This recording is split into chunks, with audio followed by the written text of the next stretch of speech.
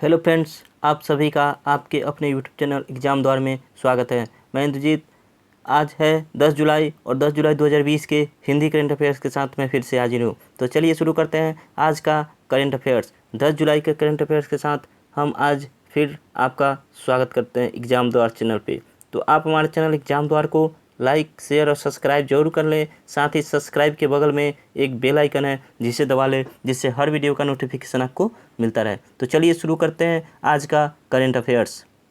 आज का पहला करंट अफेयर्स है, हाल ही में विश्व बैंक ने दूसरी राष्ट्रीय गंगा नदी बेसिन परियोजना के लिए भारत को निम्न में से कितने रुपए देने का समझौता किया है? और इसके ऑप्शन है 3023 करोड़ रुपये, 4223 करोड़ रुपये, 2323 करोड़ रुपये और 3923 करोड़ रुपये। और इसका सही आंसर होगा ऑप्शन ए 3023 करोड़ रुपये। विश्व बैंक ने दूसरी राष्ट्रीय गंगा नदी बेसिन परियोजना के लिए भारत सरकार को 3023 करोड़ रुपया ऋण देने के लिए समझौता किया है। आज का अगला और दूसरा करंट अफेयर्स है, हाल ही में भारतीय एथलेटिक्स के किस मुख्य कोच को 25 वर्ष बाद ऊपरी आयु के कारण अपने पद से हटना पड़ा है? यानी उनका आयु ज़्यादा हो गया था, इसलिए अब उनको हटना पड़ा है। 25 वर्ष की आयु पूरा कर चुके हैं, तो वे कौन है? और इसके ऑप्शन है राहुल सचदेवा, मोहन त्यागी, बहादुर सिंह, अनमोल सिंह। और इसके सही आंसर होगा ऑप्शन सी बहादुर सिंह। चलिए देखते हैं इसके बारे में थोड़ा सा। हाल भारतीय एथलेटिक्स के मुख्य कोच बहादुर सिंह 25 साल तक सेवा देने के बाद पद से हट गए। भारतीय खेल प्राधिकरण यानी साई, ये अक्सर एग्जाम में पूछ लिया जाता है कि भारतीय खेल प्राधिकरण, या लिख देगा साई। साई का फुल फॉर्म क्या होता है? तो भारतीय खेल प्राधिकरण। भारतीय खेल प्राधिकरण के साथ उनका अनुबंध समाप्त हो गया है। आयु नियमों के आधार पर उनका कार्यकाल आगे नहीं बढ़ाया गया। बहादुर सिंह ने 1980 में मॉस्को ओलंपिक में भी भाग लिया था। उन्हें 1976 में अर्जुन पुरस्कार, 1998 में द्रोणाचार्य पुरस्कार, बहादुर सिंह को 1983 में पद्मश्री से सम्मानित किया गया था। कौन कौन पुरस्कार दिया गया था? तो ये भी याद रखने योग्य है। बहादुर सिंह को 1980 मॉस्को में भी भाग लिया था उन्होंने। उसके बाद 1976 में उन्हें अर्जुन पुरस्कार दिया गया, 1998 में उन्हें द्रोणाचार्य पुरस्कार दिया गया, और साथ ही 1983 में उन्हें पद्मश्री से सम्मानित किया गया था। बहादुर सिंह के मार्गदर्शन में भारत ने दिल्ली राष्ट्रमंडल खेल 2010 में शानदार प्रदर्शन किया था। तो चलिए आज का अगला और तीसरा करंट अफेयर्स देखते हैं। हाल ही में अमेरिका ने निम्न में से किस संगठन से आधिकारिक रूप से अलग होने की घोषणा कर दी है? और इसके ऑप्शन है WHO, IMF, इंटरपोल या नाटो।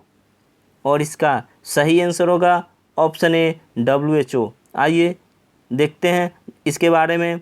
हाल ही में विश्व स्वास्थ्य संगठन ने से आधिकारिक तौर पर अलग होने का फैसला किया है। WHO यानी वर्ल्ड हेल्थ ऑर्गेनाइजेशन, जिसका फुल फॉर्म होता है, और इसका हिंदी में फुल फॉर्म क्या होता है? विश्व स्वास्थ्य संगठन।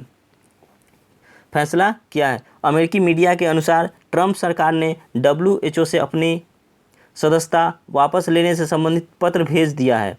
अमेरिका 6 जुलाई 2021 के बाद 6 जुलाई 2021 के बाद WHO का सदस्य नहीं रह जाएगा। साल 1984 में तय नियमों के तहत किसी को भी सदस्यता वापस लेने के साल भर बाद ही देश को WHO से निकाला जाता है। इसके अतिरिक्त अमेरिका को WHO के सभी बकाये चुकाने होंगे।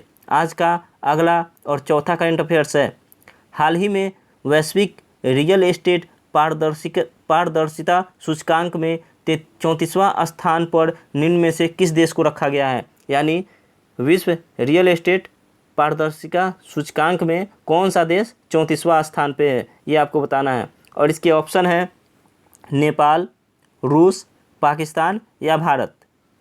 और इसका सही आंसर होगा ऑप्शन डी, अपना देश भारत। विश्व रियल एस्टेट पारदर्शिता सूचकांक में अपना देश भारत 34वें स्थान पे है इस रैंक में। चलिए देखते हैं आज का अगला करंट अफेयर्स। हाल ही में safe online learning in the time of कोविड-19 नामक बुकलेट किसने लॉन्च किया है? और इसके ऑप्शन है रामनाथ कोविंद, रमेश पोखरियाल निशंक, नरेंद्र मोदी, इनमें से कोई नहीं। और इसका सही आंसर होगा ऑप्शन बी, रमेश पोखरियाल निशंक। रमेश पोखरियाल निशंक ने एक ऐप लॉन्च किया है जिसका नाम है safe online learning in the time of कोविड-19। कोविड-19 के टाइम में सेफ ऑनलाइन लर्निंग कीजिए। देखते हैं आज का अगला और छठा करंट अफेयर्स।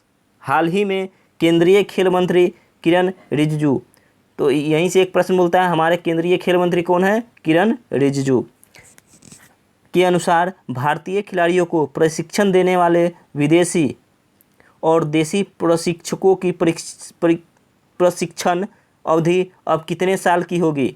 और इसके ऑप्शन है 5 साल, 3 साल, 4 साल या 2 साल। और इसका सही आंसर होगा ऑप्शन सी, 4 साल।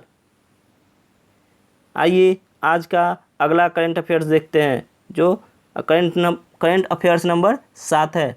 हाल ही में किस राज्य सरकार ने देहिंग पटकाई वन्यजीव अभयारण्य को एक राष्ट्रीय उद्यान के रूप में अपग्रेड करने का निर्णय लिया है? और इसके ऑप्शन है असम, पंजाब, कर्नाटक, तमिलनाडु। और इसका सही आंसर होगा ऑप्शन ए, असम। असम की सरकार ने देहिंग पटकाई वन्यजीव अभयारण्य को राष्ट्रीय उद्यान के रूप में अपग्रेड करने का निर्णय लिया है। आज का अगला और 8वां करंट अफेयर्स है। हाल ही में किस राज्य सरकार ने राज्य में उद्योगपतियों और स्थानीय बेरोजगार युवाओं के बीच एक सेतु के रूप में काम करने वाले नए महाजॉब्स पोर्टल की शुरुआत की है? किस राज्य सरकार ने उद्योगपतियों और स्थानीय बेरोजगार युवाओं के बीच कौन सा पोर्टल है? महाजॉब्स पोर्टल की शुरुआत की है। और इसके ऑप्शन है बिहार, झारखंड, हिमाचल प्रदेश और महाराष्ट्र। और इसका सही आंसर क्या होगा? सही आंसर होगा ऑप्शन डी, महाराष्ट्र सरकार। आइए आज का अगला और 9वां करंट अफेयर्स देखते हैं। हाल ही में किस राज्य सरकार ने इंद्रब्रज ऐप को लॉन्च किया है? और इसका ऑप्शन है मणिपुर, त्रिपुरा, केरल, बिहार। और इसके सही आंसर है ऑप्शन डी, बिहार। बिहार सरकार ने इंद्रब्रज नामक ऐप लॉन्च किया है। आइए देखते हैं इसके बारे में। इस ऐप का उद्देश्य यह है कि ये यूजर्स को 40 से 45 मिनट पहले आकाशीय बिजली गिरने की वार्निंग देगा। कितने? 40 से 45 मिनट पहले जो आकाश से बिजली गिरती है उससे बचने के लिए वार्निंग देगा। अभी हाल ही में बिहार में ये आकाशीय बिजली गिरी थी, लगभग इससे 68 लोगों की मृत्यु हो गई थी। उसी के बाद ये बिहार सरकार ने फैसला किया है। बिहार राज्य की स्थापना 22 मार्च 1912 को की गई थी। बिहार की राजधानी है पटना। बिहार के मुख्यमंत्री कौन है? तो नीतीश कुमार। किस पार्टी से? जनता दल पार्टी यानी जेडीयू से, जनता दल यूनाइटेड पार्टी से है। बिहार के गवर्नर अभी कौन है? तो फागू चौहान। आइए और जानते हैं इसके बारे में। बिहार राज्य उच्च न्यायालय का नाम पटना उच्च न्यायालय है और मुख्य न्यायाधीश का नाम क्या है? संजय करोल।